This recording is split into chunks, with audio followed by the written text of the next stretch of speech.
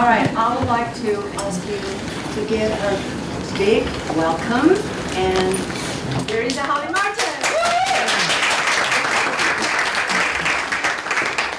All right, it's good to see you all. I see some of my students, I see some fellow teachers, colleagues. It's great to have you all here just to talk a little bit about something that I think is near and dear to all of our hearts, especially as Americans, consumerism. And I just want to thank JC for allowing me to have the opportunity to be a part of this lecture series. And I love how it's incorporating all the different disciplines at our college just to really get us thinking about some serious issues. And kind of my purpose of today is to not necessarily offer solutions per se for the issue of consumer culture and materialism, because I don't think that there really are simple solutions to offer for this problem. And in my opinion, it is a problem. You may disagree with me and say this isn't a problem at all. This is something that we enjoy. But hopefully today, some of the evidence I give will enlighten us as to different reasons why we do need to be educated, as JC was just discussing. Next slide, please. So kind of a personal connection to this topic, why I feel drawn to this topic. I teach it to my English 104 students. We have really in-depth discussions about materialism, consumer culture, how it's affecting the different aspects of our environment. I'm a total consumer. I love shopping. And so I freely admit that I fall into the trap of people who go and find some sort of valid sense of identity from shopping. I grew up in a family where there wasn't a whole lot of extra money. We weren't poor necessarily, but we didn't have the luxury to go and buy name brand clothing or name brand items of that nature. But that didn't stop us from engaging in different shopping trips. We would go to some of the discount stores like Ross, Marshall, TJ Maxx. We would do even a little bit of thrift store shopping, but a lot of just kind of hunting for things. And I would notice, and I would reflect on this later on, that when I wouldn't find something, I would get really depressed. That, man, I didn't find anything to buy today. Why did I not find anything? There's something wrong. And even today, I still kind of suffer with this. When my husband and I go out shopping, we don't buy anything. It's like, oh, well, we didn't buy anything. So what was that about? That wasn't fun. Because in my mind, I've equated shopping, purchasing, acquiring something new with having fun. And so I was noticing that and going, okay, wait, there's something not quite gelling here. There's something maybe that's not appropriate. And so I wanted to look a little bit more into the psychological and sociological effects of shopping. So that's going to be my focus. I could go into detail about the different environmental impacts of shopping, the different economic impacts of shopping, but I'm not today. If that's something that you would like to go into more on your own, there's wonderful resources I brought here today. There's also a tremendous amount of books in the library that you can check out and look for more information about this. But I'm just touching on the psychological and sociological aspects. Kind of what's reflected in Barbara Kruger's work, I Shop, Therefore I Am. Her kind of point at this identity that we tend to attribute to our stuff and to our things. And the other word you see up there, oniomania, this is the clinical name for the desire to compulsively buy, compulsively shop.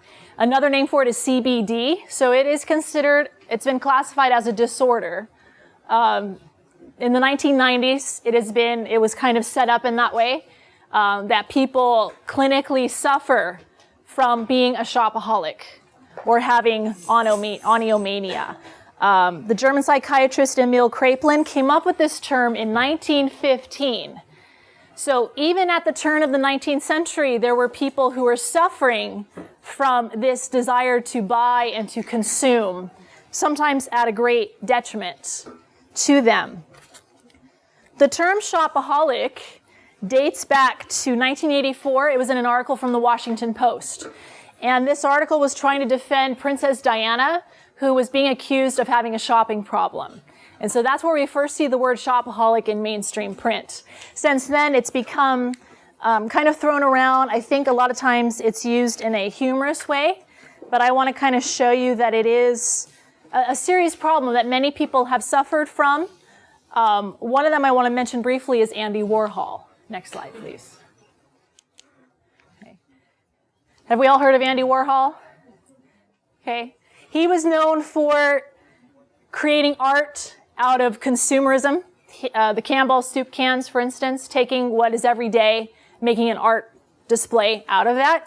This was his quote: "Buying is much more American than thinking." He says, in addition to this, and I'm as American as they come. So he's throwing himself into this position. He says, in Europe and the Orient, people like to trade, to buy and sell, to sell and buy. They're basically merchants. Americans are not so interested in selling. In fact, they'd rather throw out than sell. What they really like to do is buy. They like to buy people, money, countries. And this is an essay that he wrote talking about shopping for underwear in Macy's and going into detail. And he was a bona fide shopaholic if we look at his life today, because when he passed away in 1987, there were hundreds of shopping bags in his apartment containing things that he had never used, never worn, never experienced outside of purchasing those items, throwing them in the closet, forgetting that they existed. So he had, and if he was alive today, I think he would admit that this was something he struggled with, this desire to shop. Next slide, please. How many of you have seen this film? Confessions of a Shopaholic. Okay, my 104 students are like, no, not again. Because we watched this film in class, and it's not the most academic film per se. It is a story about a woman who likes to shop and her journey of shopping. It's romanticized, it's Hollywoodized, it's one of those, the woman gets in trouble, she gets into debt, she loses her boyfriend or pseudo-boyfriend, she loses her friend, potentially loses her job, but then, happily ever after, she gets it all back in the end. So when this movie came out, it came out in 2009, and a lot of critics thought that it was ridiculous. They were like, why is this movie coming out now? We were in the core of the recession at that time. Unemployment was at its highest point in 26 years. So many people were going, why are you making a film about shopping when so many people are in the throes of losing their homes, of losing their jobs, not having enough money to get by, let alone go on a shopping spree like our character Rebecca Bloomwood does, starring Isla Fisher, being played by her. So we had a lot of, people going, what's the point of this? I don't understand this. Why is this movie being made?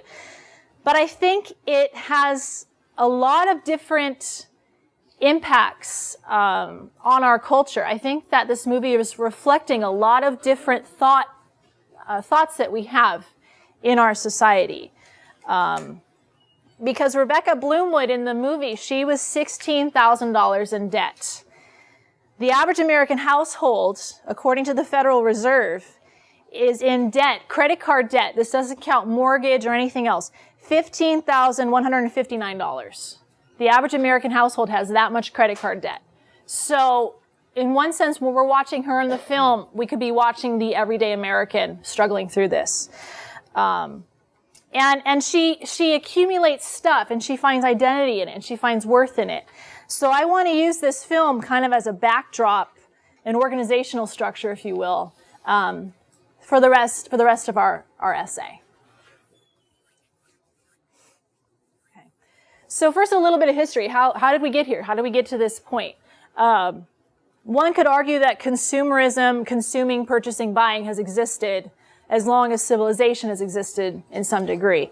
But we have some key players here. We have Edward Bernays. He was Sigmund Freud's nephew. And he is credited with being the founder of public relations. He, in the 1900s, within the American culture, began to take some of what his uncle had discovered, some of these concepts, and he began to use them as a sense of propaganda for World War I, to get America on board with the troops, to get America to say that the enemy is wrong. So he used a lot of these techniques to help with that. And then after the war ended, he thought, well, if I can get people to believe something during a time of war, then how about using some of these techniques during a time of peace? So he came up with the concept of aspirational marketing. This was in the 1920s, the Roaring 20s, when America was at one of its heights of opulence, decadence, if you will. There was so much available to many Americans, not all, but many. And aspirational marketing is the concept that we purchase goods and services in order to achieve a status in society. So do you aspire to be the best housewife on the block? Then you need to buy the latest kitchen equipment. If you aspire to be, the best husband, the best son or daughter, the best employee, you purchase, you buy, you acquire. So this is one of the earlier moments in our modern day American history where we see people identifying who they are based upon what they buy and all their stuff. Okay. And then after him, we had the 1950s, kind of the coming of age of materialism, at least in our society. And we have two terms that are talked about, planned obsolescence and perceived obsolescence. Planned obsolescence is the creation of materials, goods, services that break apart sooner rather than later. So the designing of equipment to actually fall apart at a faster rate in order for people to buy more things. So there was this concept planned, and it was done in order to get the American economy stimulated, to get people to continue to buy, to continue to consume. That's why some of us in here might remember our parents saying, oh, they don't make cars the way they used to. They don't. I remember my mom saying, they don't make stoves to last anymore. Like, we went through so many stoves when I was little. Like, they were always breaking. And she would always say, yeah, when I was young, we never had to buy more than one stove. This concept of planned obsolescence is part of that. But if you have too much of a planned obsolescent marketing strategy, people are going to know that your products fall apart quickly and they're not going to buy your products, so you only can have some of that. So what do you get to have people continuing to buy? You have what's called perceived obsolescence.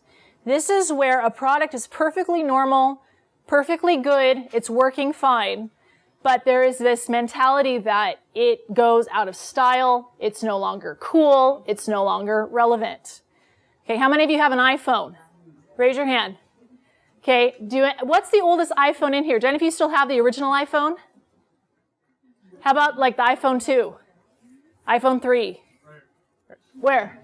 All right, does it still work? Okay, that's great. But to have the iPhone 3, you haven't jumped onto this train of perceived obsolescence. Okay, you're broke. That helps, right? Yeah. That comes into play. How many of you have the iPhone 5S? Anyone? A few people. Okay, you don't have to answer this, but did you upgrade from a phone that was perfectly working? No? Your phone was broken? So you had to upgrade? Okay, well that's good. That's good. Was your phone working? Yeah. And so Apple's really good at this. They market, I bring up the iPhones because I think it's an ingenious example of perceived obsolescence. I have an iPhone 4, and I don't use it anymore because I consider it old, but it's in perfect working condition. So there you go. I fall into this trap as well. So we have these different ways in order to get us to buy and to purchase and to consume. We have what's called the American dream, where you can own everything that you want. And you can acquire status and prestige and materials, and you can have these different definitions. But as I'm going to talk about today in continuation of this, and hopefully you'll be able to see some of this, I don't think the American dream is really all that it's cut out to be in relation to consumerism and materialism. This is how Confessions of a Shopaholic opens. When I was a little girl, there were real prices and mom prices. Real prices got you shiny, sparkly things that lasted 3 weeks. And mom prices got you brown things that lasted forever. But when I looked into shop windows, I saw another world, a dreamy world full of perfect things, a world where grown-up girls got what they wanted. They were beautiful, like fairies or princesses. They didn't even have any money, need any money. They had magic cards. I wanted one. Little did I know I would end up with 12. Okay? Probably kind of average for a lot of us in here with our credit cards. Children as early as the age of 3 understand branding. They know what's cool. They know what's not cool. I mean, 3 years old. They know what they should have. They know what they shouldn't have. And they are governed by this. I reference some of the books that I used in my research. This first text, Born to Buy, Julie B. Score talks about how children have really become kind of the touchstone in our culture as to how much consumerism has affected us as a nation. She says some very interesting things about children. She says that kids and teens are now the epicenter of American consumer culture. They command the attention, creativity, and dollars of advertisers. Their tastes drive market trends. Their opinions shape brand strategies. Yet few adults recognize the magnitude of this shift and its consequences for the futures of our children and or our culture. Okay, so think about this, and many of us that are younger in this audience, we grew up kind of in the branding era. The 1980s really saw a push towards trying to market to kids and to get kids to buy and to get kids concerned about what they owned and what they looked like and getting them to really feel that that was connected somehow to who they were in their core essence as a person. And even just thinking of that idea and maybe reflecting on your own experiences, you can see how branding and marketing has kind of trailed through different children and impacted them, in my opinion, in a negative degree. And Julie agrees as well. She says, we have become a nation that places a lower priority on teaching its children how to thrive socially, intellectually, even spiritually, than it does on training them to consume. Many marketing advertisers look at children not as children, but as little consumers. They even call them that. And this causes a lot of pressure on kids. It causes them to really suffer from self-esteem issues, especially if they live in a family where they can't afford to have the latest and greatest. It can impact them quite heavily. Okay. Julie also says, more children here than anywhere else believe that their clothes and brands describe who they are and define their social status. So here we have a generation of children that if they're not taught properly, they grow up to think that their value and their worth as a person in our society is based upon what they own. And that, to me, is such an odd connection. And yet it's happening to our kids. It's happening to them every day. I mention also the family because now in marketing campaigns, in the 1920s, 1930s, different brands would appeal to the mother. They would try to get the mother's practical side involved when buying goods for her children. Buy this for your son or daughter because it will help her or him in these areas. But now marketers are totally surpassing adults. They're going straight to the kids. And so now you have this child and brand kind of marriage happening versus the parents and the adults. So you have divides happening within families. Now, it's one thing for teenagers, we go through our cycle as teenagers. Mom and dad don't know anything.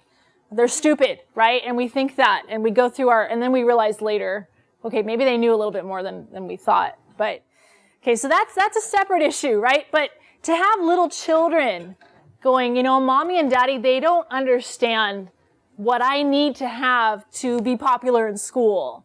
Or what I need to have to be pretty, what I need to have to be liked by everybody in my class. That's an interesting divide, and it causes, it has the potential of causing a lot of different psychological issues in our children. Because this desire to consume it's a desire to feed something that's lacking in them. They feel that they're missing something. And so they gravitate towards wanting stuff, wanting goods. Adults suffer from the same thing. But I think in children, they haven't had a time yet really to define who they are apart from the brands that they wear and the brands that they consume. Next section I want to talk about is relationships in adult senses. This is also from Confessions of a Shopaholic. You know that thing when you see someone cute and he smiles and your heart kind of goes like warm butter sliding down hot toast? Well, that's what it's like when I see a store, only it's better. You see, a man will never love you or treat you as well as a store. If a man doesn't fit, you can't exchange him 7 days later for a gorgeous cashmere sweater. And a store always smells good. A store can awaken a lust for things you never even knew you needed. Isn't that true? You walk into a store and you see whatever, the latest iPhone or the newest iPad, right? The iPad Air. And you're like, oh my gosh, I need that. I didn't know I did before I walked into the store, but now I do. So we laugh about this, right? It's funny, but sometimes this desire to consume takes the place of actually connecting with people because we are so preoccupied with trying to have as much stuff as possible rather than going out and meeting new individuals or cultivating relationships that we already have. Consumer culture, it very often takes the focus off of building community, for example, because we are so focused on acquiring goods for ourselves. Tim Kasser, he wrote, this is a text that I teach to my 104 students, The High Price of Materialism. This is actually the book that really started getting me to think about some of these ideas. I found it on Amazon. I was enamored by the cover and thinking, what is this about?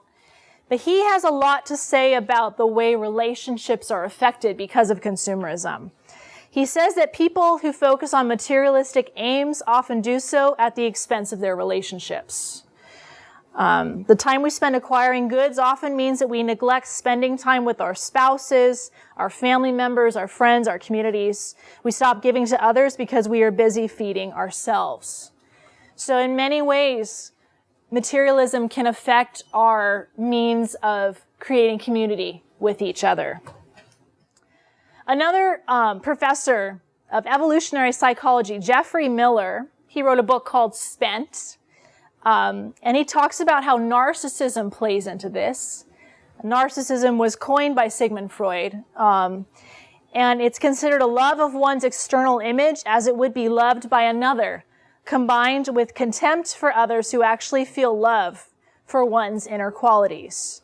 So narcissists, they alternate between public status seeking and then private pleasure seeking. So we have this divide going on. We buy things for status or for hedonism, Miller goes on to say, to show off to others or to please ourselves. So we have within the materialistic culture, we have people that instead of looking out for maybe what others might need, it's simply about, well, I need to accumulate as much stuff as possible because that's how I will be defined. And kind of this obsession over, well, how do I look? How do I appear to my peers? What sort of car am I driving? Because that's defining who I am. What sort of, outfit do I have on? What sort of hairstyle do I have? The list goes on and on. Tim Kasser also talks about this concept of treating people as objects, the objectification of people. He talks about what's called an I-it, capital I-it relationship versus I-thou, so T-H-O-U. The I-it relationship is where we consider people as things.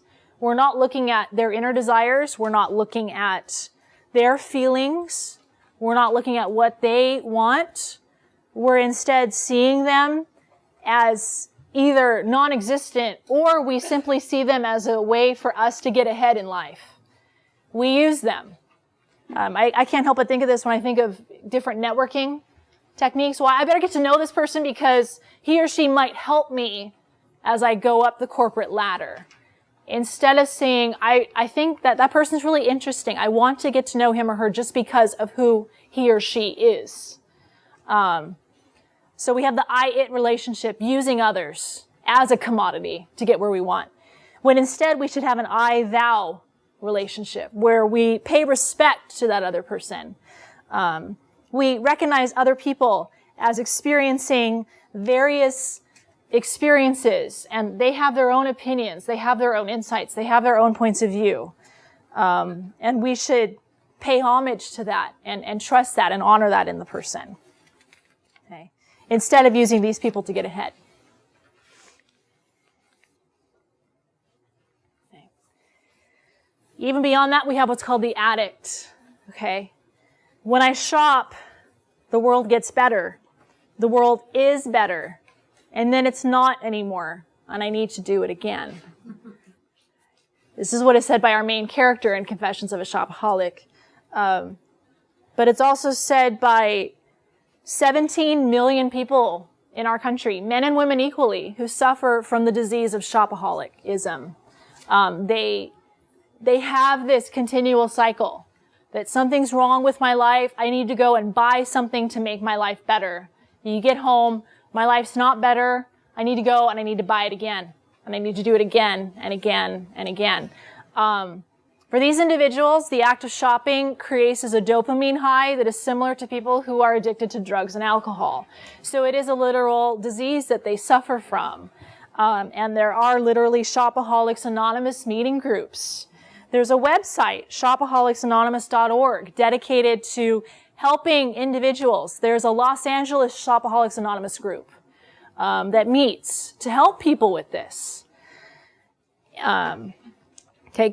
Tim Kasser talks about this again in his book. He says, just as an alcoholic who first got a buzz from 3 beers eventually requires 6, and then 9, and then a whole case before feeling drunk, a person strongly oriented towards materialistic values might originally experience more and bigger possessions and sums before the equivalent positive feeling occurs.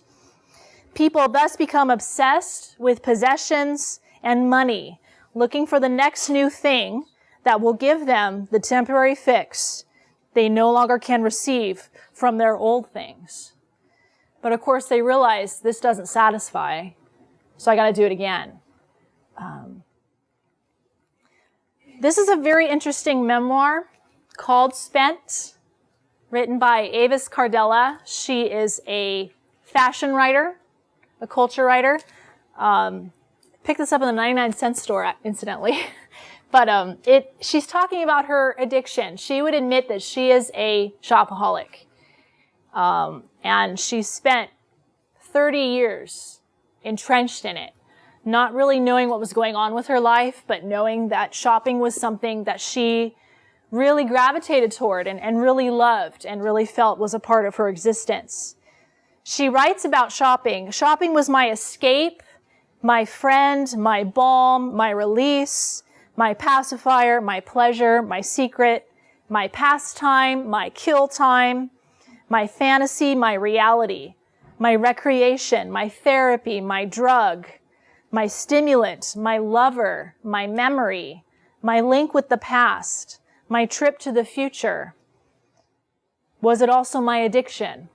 That's how she begins this book, admitting all the different ways in which shopping became her and she became shopping. When her mother passed away, she spent a series of months going shopping for hours every single day. And that was her way to cope. She would wander the different department stores and just try to find some sort of, that was her grieving process, to go and to buy material. She, like Andy Warhol, would buy things, throw them in her closet, and never wear them. And actually, as she was carrying these items home, she would hate the fact that she bought them. She talks about how she bought 20 pairs of matching underwear. And she just had to have one in every single color. A lot of shopaholics suffer from this, by the way. They have to have things in sets. Okay, so she saw, not just one underwear, but I need 20. I need all of them. I need every color. I need it right now. And she says even as she was walking home, she wanted to throw the bag away. She didn't even know why she did it, but she did, because this was part of her escape. She also says, I use shopping to avoid myself. I use shopping to define myself. And at some point, I realized that I was no longer consuming.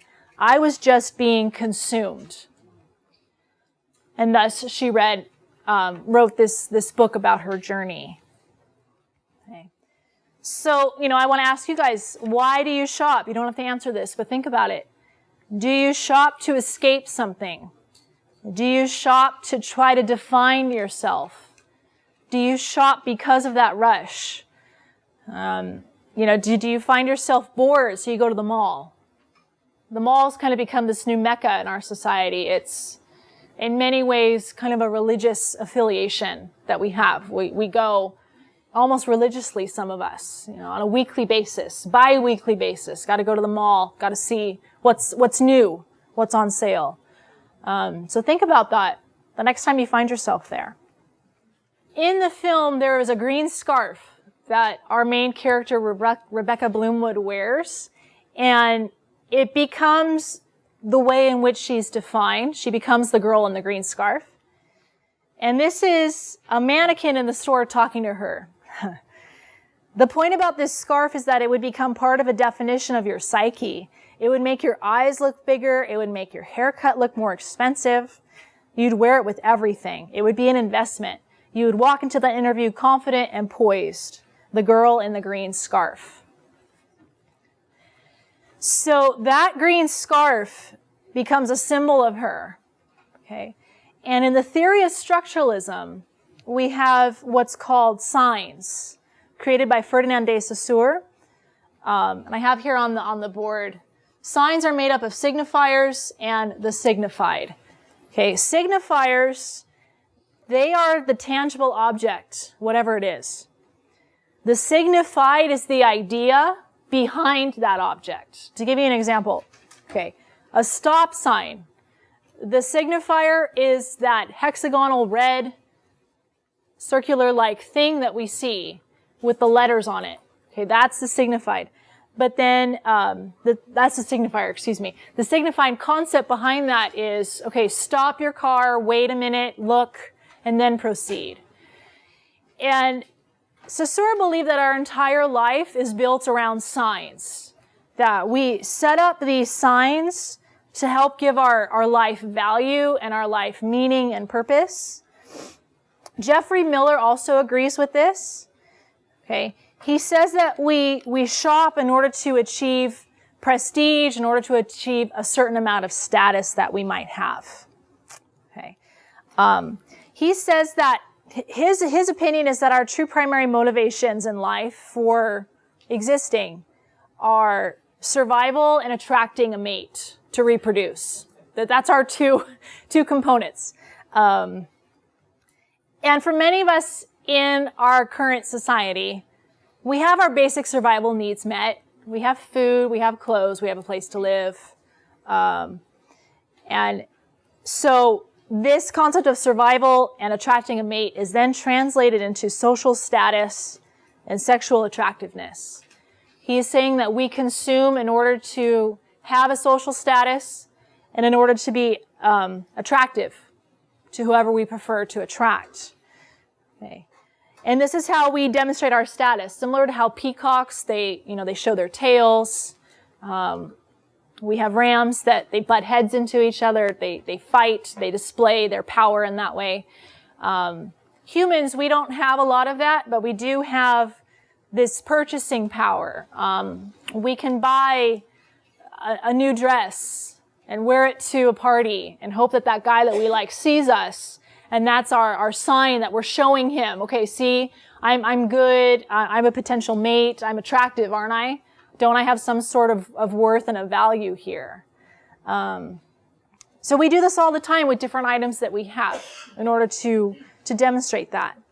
The principal way in which we display our capacity is through our purchases. Okay, so our above average products, what we buy, can compensate for below average qualities, at least in our mind, okay? We may think we're lacking in something, so we're going to then buy something to make up for that. I think women's magazines in general are pretty guilty at doing this. You know, there is a sense of, okay, you're not beautiful enough, so therefore you need to buy this makeup, and you need to buy these hair products and these shoes, and then you will be beautiful. And this feeds on, if a woman has a lower value of herself, she may see that and go, okay, yeah, that's my answer. I need to buy something. And that will solve what's broken inside of me. Men as well, the pressure to have a lot of finances, have the latest and greatest car, for instance. Well, the girl will date me if I have a good car, okay? If I'm driving an old, beat up, whatever, I'm not going to get a date. But if I have this really extravagant car, then I will get a date. But see, this is really dangerous, because then we can rely on the stuff to kind of prop up our identities instead of maybe looking at ourselves and spending time with ourselves and seeing, okay, why do I feel like I'm inadequate? Instead of asking those questions, we say, okay, I feel inadequate, so I'm going to go and buy something to fix my inadequacy. Instead of maybe solving what's the root of the issue. It's kind of like we use our stuff as a bunch of Band-Aids to cover up these different hurts that we have. Jeffrey Miller argues that because of this obsession with buying and consuming and looking like a certain image, he says that consumers are now ceasing to develop their personalities, that they are no longer reaching down into the depths of who they are and trying to figure out who they are and what they want to be and what they want to pursue intellectually, in their creative space. That instead they're just relying upon what they own to demonstrate that to them. Okay. And so this can be a little bit of a danger. Now, one thing I didn't notice in my sources, I may not have had modern enough sources, but I think of this too to be the case even with the online world, with what I like to call virtual consumption. How many of you have a Facebook? Okay, a lot of us do, right? What is the purpose of Facebook? Raise your hand. Yes. Yeah. Have as many friends as you can. Have as many friends as you can. Okay, yeah. I mean, this may be a silly question. Yeah, go ahead. Okay. To connect with people. And in that medium, it is good. In this medium, though, to have as many friends as possible, are these people really friends? Not really. I mean, if you do see them on a day-to-day basis, okay. Or maybe you knew them in the past, but I mean, I've seen people with thousands of friends. Okay, can you really have that many friends? It becomes, in a way, a status symbol of, look at me, I'm on Facebook, I have 20,000 friends. Therefore, there's some sort of defining factor on me that says I'm worth something, I'm valuable, I'm cool, I'm hip, look at me. Twitter, I think, is the same way. How many people are following you on Twitter? How many likes do you get on your Facebook photos, you know? If you post up a photo and no one comments, do you feel a little agitated by that? Like, no one saw my photo. No one likes it. You know, what's up with this? Why are they not commenting on this? Or you do a status update, you know, and no one says anything about it. And it tweaks you. And I think because we even have extended this materialistic mindset to the internet in collecting friends and different social markers. You know, Instagram, posting as many photos of the most random activities as you can. You know, this is my food. I'm going to take a picture of it, put it on Instagram. Okay, that's good, but like, why do we really need to know that? What is the draw? And I think part of it might be to consume comments, to consume feedback. I think even sometimes the way in which we obsessively check our phones for updates or for text messages or who's contacting me? What else can I learn about what's going on with my friends and my life and my social environment? And yada, yada, yada. It goes on and on and on. I think it has something to do with this idea of consuming and consumption. I may be wrong in that. That may be something that needs more research and more support. But I think of that when I go on Facebook. I went on a Facebook fast for like a year and a half. And at first it was really hard to not have a Facebook account. Yeah, I was really kind of dealing with that. But then I realized, you know what, I have a lot more free time. I'm not worrying about what other people are saying about my photos or my status updates. It's kind of a little more relaxing. And then now going back on Facebook a few years later, it's interesting how just so many people are so connected to it and on it so often at so many different times. And I think it's because of this, wanting to consume something, wanting to be known as something, by something. Okay, so I ask you this. How much of your definition as a person is wrapped up in the signifiers of your life? In the stuff you own? In what you purchase? In what you drive? In what you listen to? In what you post on the internet in different social media networks, okay? So think about what's defining you. Ryan Richard, he calls consumerism a type of religion. This is how he has defined it. He has this to say about it. Vast numbers of us have been seduced into believing that having more wealth and material possessions is essential to the good life. We have swallowed the idea that to be well, one first has to be well off. And many of us, consciously or unconsciously, have learned to evaluate our own well-being and accomplishment not by looking inward at our spirit or integrity, but by looking outward at what we have and what we can buy. Similarly, we have adopted a worldview in which the worth and success of others is judged not by their apparent wisdom, kindness, or community contributions, but in terms of whether they possess the right clothes, the right car, and more generally, the right stuff.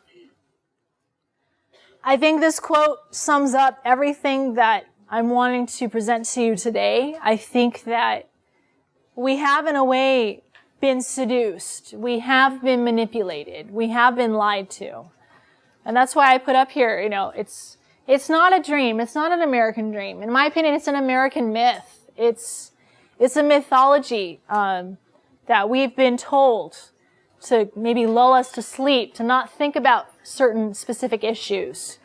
Instead, to be so concerned with purchasing as much as possible, shoving it into our houses. The average square footage, by the way, for a house in the 1950s was 938 square feet. Now that is more than doubled. So we're getting bigger and bigger houses for more and more stuff because we feel comfortable having all this stuff around us. It's soothing to us in a way. And we created this system. We have allowed it to propagate. And yet I think we need to be aware of what we're doing. Why are we shopping? Why are we doing these things? And many say, well, to be happy, right? Life, liberty, and pursuit of happiness. That's what Americans have been promised. And we have this wrong concept in our minds that says, well, the more wealth I have, the more stuff I own, the happier I will be. But study after study after study shows that isn't true. Someone who wins the lottery ends up having the same degree of happiness as someone who never wins the lottery. Like after a year, the happiness level is the same. And yet we think, oh yeah, if I win the lottery, if I get that amazing job, if I get that raise. But that's not even true. That's not where our happiness is going to be based on. We're not going to find it in there. Americans have surpassed all other nations in the number of hours we work per week. It used to be Japan, but we've surpassed Japan. We are now the most avid working individuals. We work the longest hours. And what is it that we are striving for?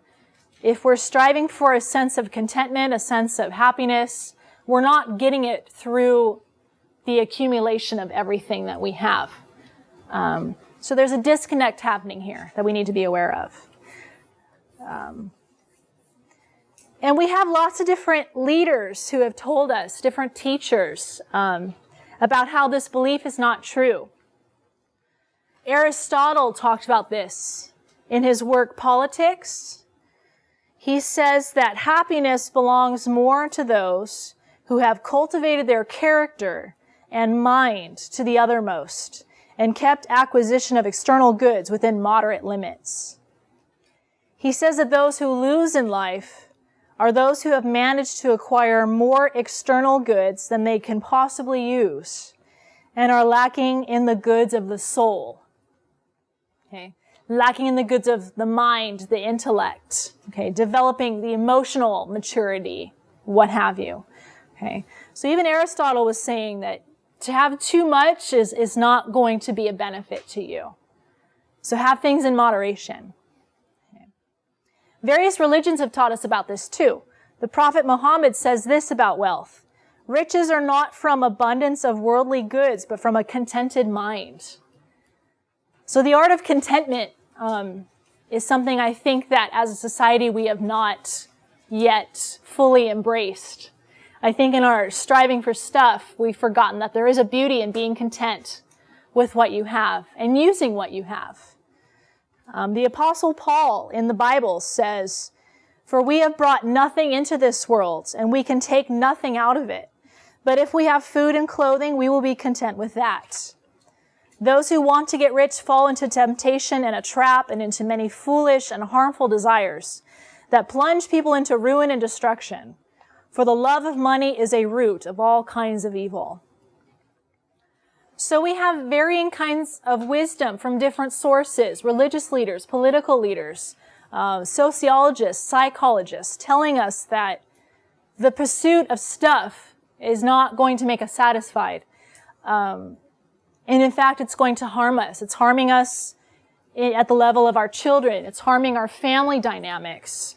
It's harming us as a society, as adults, as givers to a community. We can't give if we're always taking, right? If your hands are clenched against you, you can't release them to give to someone else. So even that physical gesture is a representation of this. It's like we're on this big hamster wheel. We need to just step off of it and kind of sit and just realize, you know what? We need to do something here. We need to stop. So as JC said in the very beginning, we do need to be educated consumers. And again, I don't think I can offer solutions because, I mean, there's so many different reasons as to why our economy works this way, why we've gotten to where we are today in the world spectrum. But as some food for thought, I was advocating, stop shopping on some level. Maybe instead of going weekly, go once a month to the mall.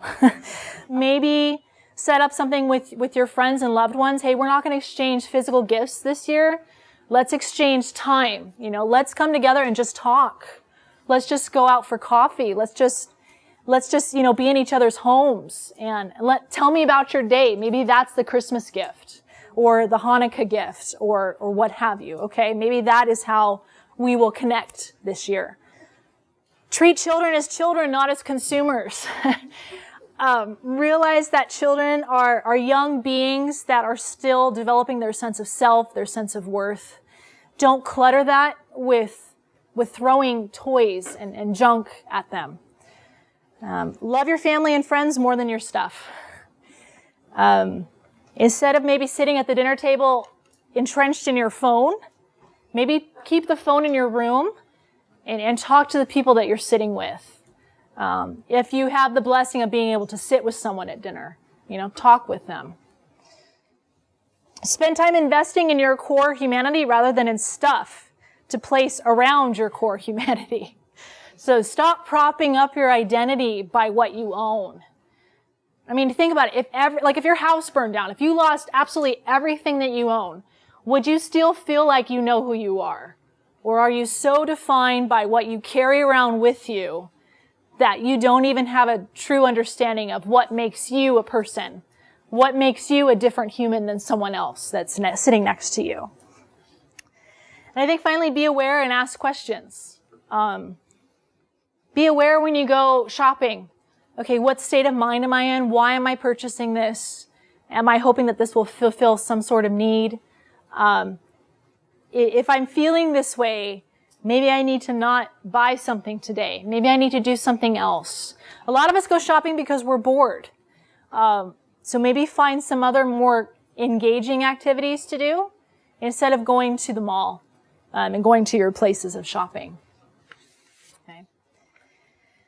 And as a final note, I do have a poem since I'm from the English department and I want to give homage to that and to my own studies in school.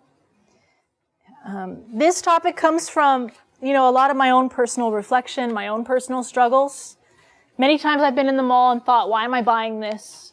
What am I trying to prove by buying this? So I wrote a poem about stuff. And I'd like to read it to you. It's called A New Commandment.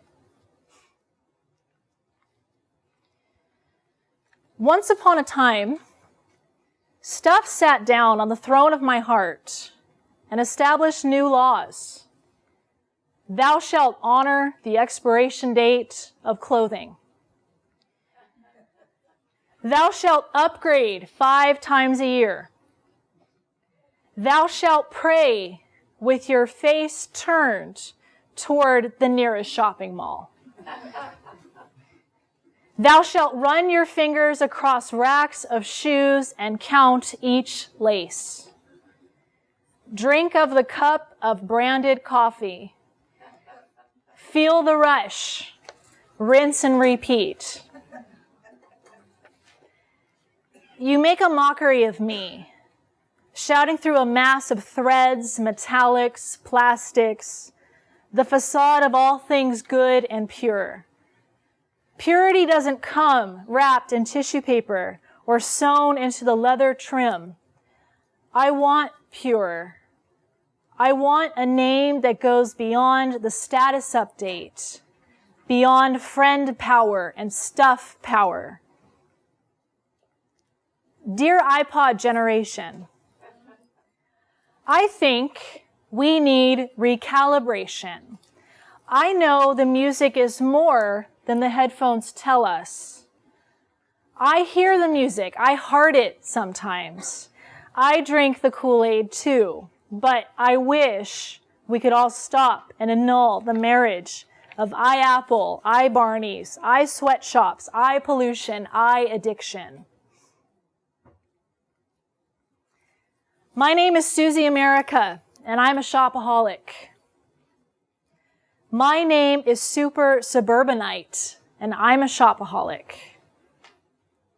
My name is Ghetto Fabulous, and I'm a shopaholic. My name is Pure Poverty, and I'm a shopaholic. So I surrender the chase. I surrender the race. I step off. Thank you.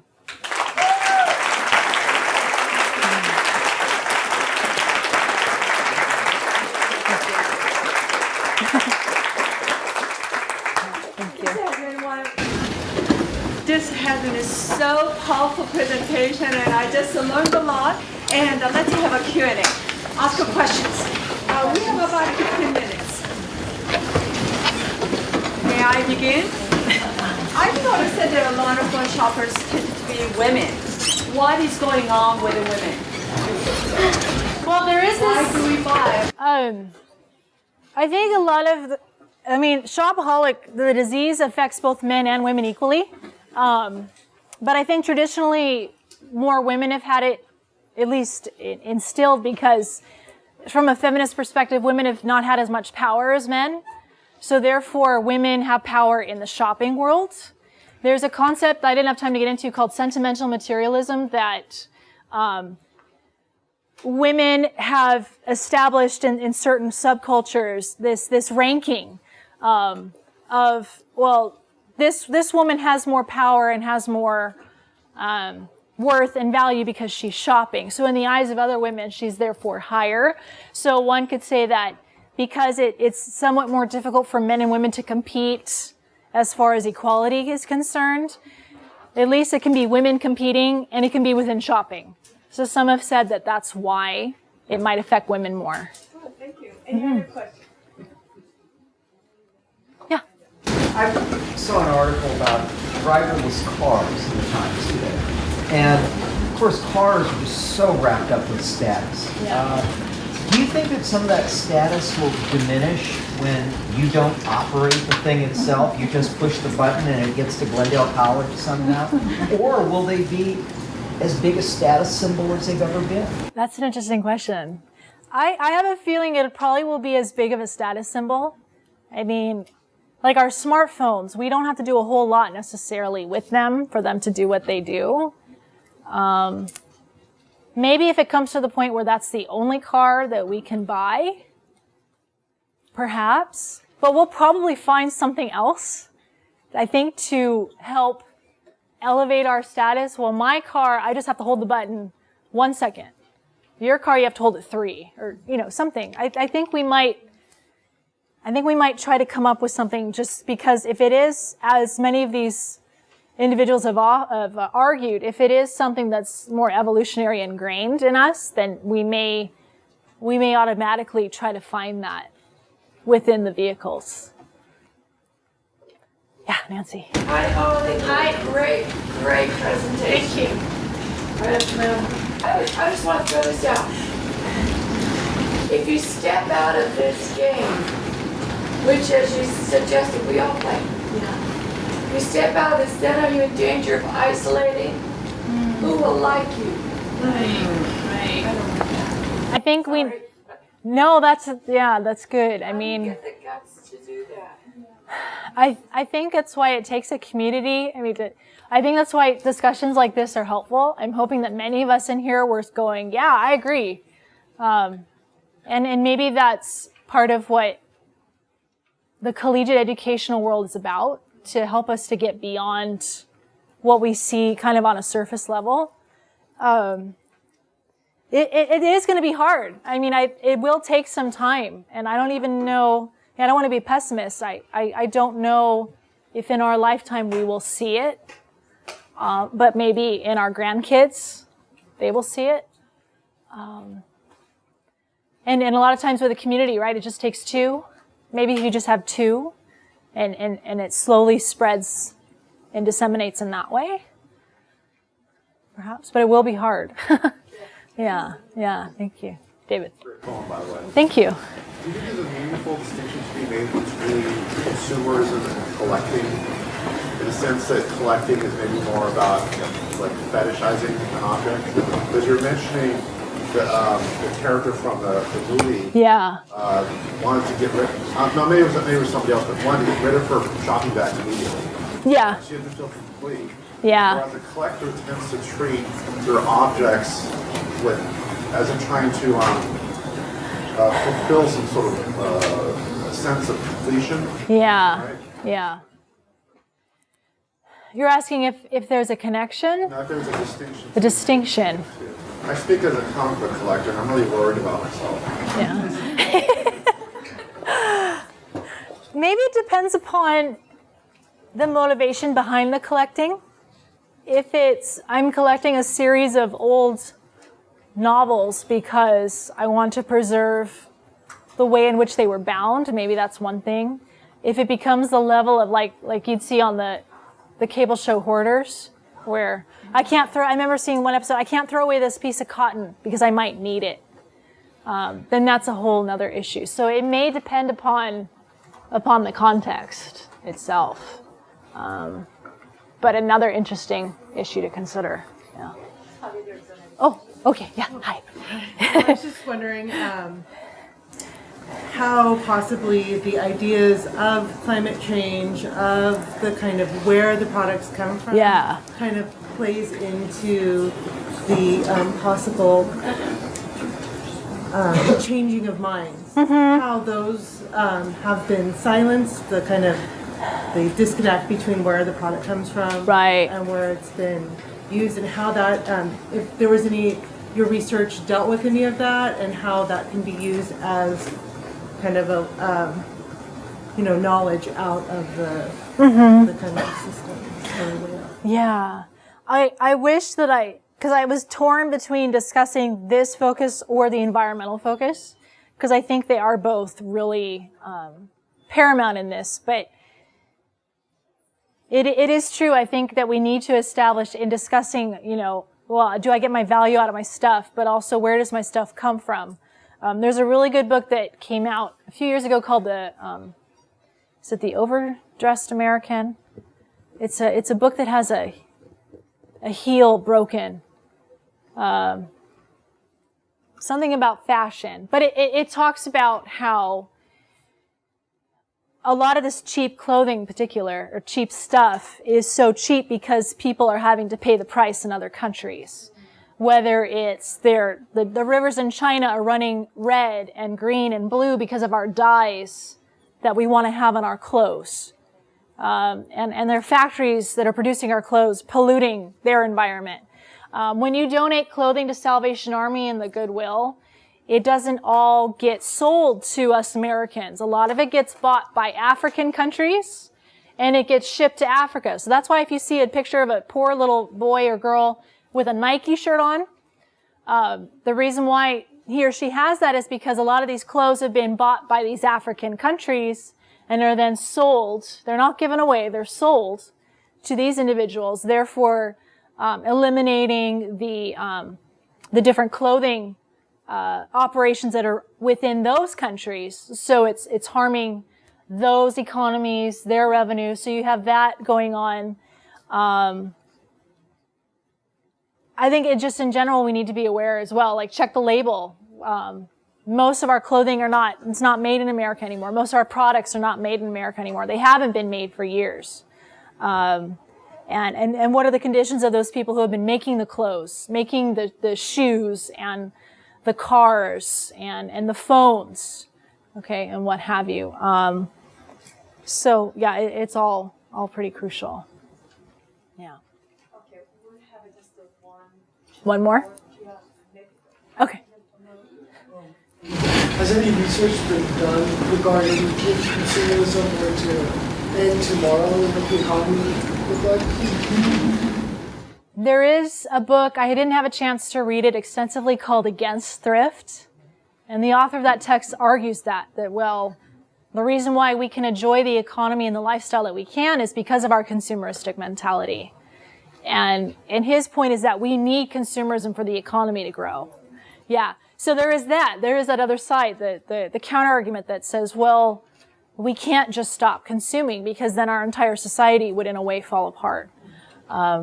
So again, that's why I say there's no real easy solutions to this. I don't think we could totally get rid of it. I think for today's purposes, I think if we're just aware of what we're doing more so, then that's a step in the right direction.